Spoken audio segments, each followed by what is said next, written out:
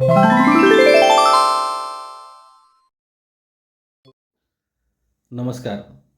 पी.एन.के.पी.कॉम या चॅनेलवर आपण नेहमीच उद्योजकांसाठी लागणाऱ्या काही अपडेट्स गव्हर्नमेंटकडून येणाऱ्या ह्या आपण सांगत असतो किंवा त्याबद्दल अवेअरनेस निर्माण करत असतो.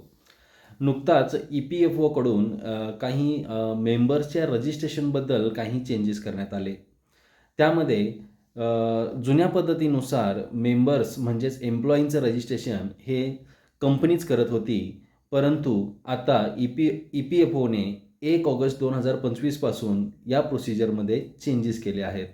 ज्या इंडस्ट्रीमध्ये अनस्किल्ड एम्प्लॉई काम करतात किंवा ज्या इंडस्ट्रीमध्ये बल्क एम्प्लॉईज हायर केले जातात त्यांच्यासाठी पी.एफ. नंबर रजिस्ट्रेशन करणं किंवा यू.एन.ए. नंबर जनरेट करणं ही एक आता डोकेदुखीची गोष्ट झालेली आहे.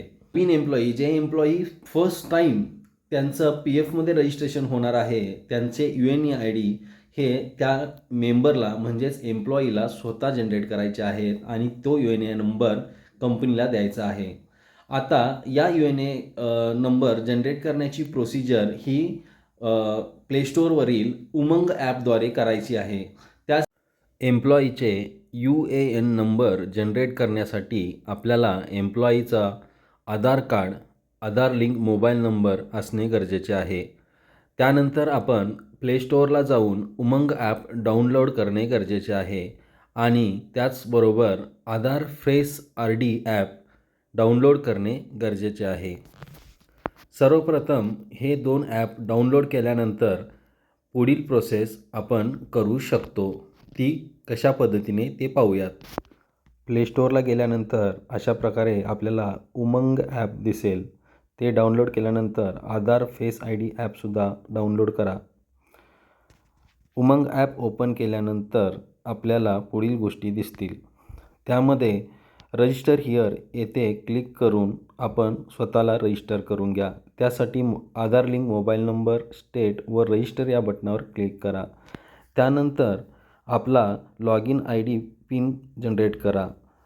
त्यानंतर लॉग इन झाल्यानंतर ई.पी.एफ.ओ सर्च करून त्यामध्ये खालील गोष्टी दिसतील. त्याच खाली आपल्याला यू.एन अलॉटमेंट आणि ॲक्टिवेशनचा टॅब दिसेल. त्याला क्लिक करून आपला यू.ए.एन. नंबर जनरेट करा. ही प्रोसिजर पूर्ण केल्यानंतर तुम्हाला एक यू.ए.एन. नंबर मिळेल. तो तुमचा पी.एफ. नंबर असेल. तोच यू.ए.एन. नंबर तुम्हाला तुमच्या कंपनीमध्ये द्यावयाचा आहे. आपल्याला यू.ए.एन. नंबर जनरेट करताना किंवा ई.पी.एफ., ई.एस.आय.सी., एम.एल.डब्ल्यू.एफ. बद्दल कोणत्याही प्रकारच्या शंका किंवा मदत हवी असल्यास खालील नंबरला नक्की संपर्क साधा. Thank you.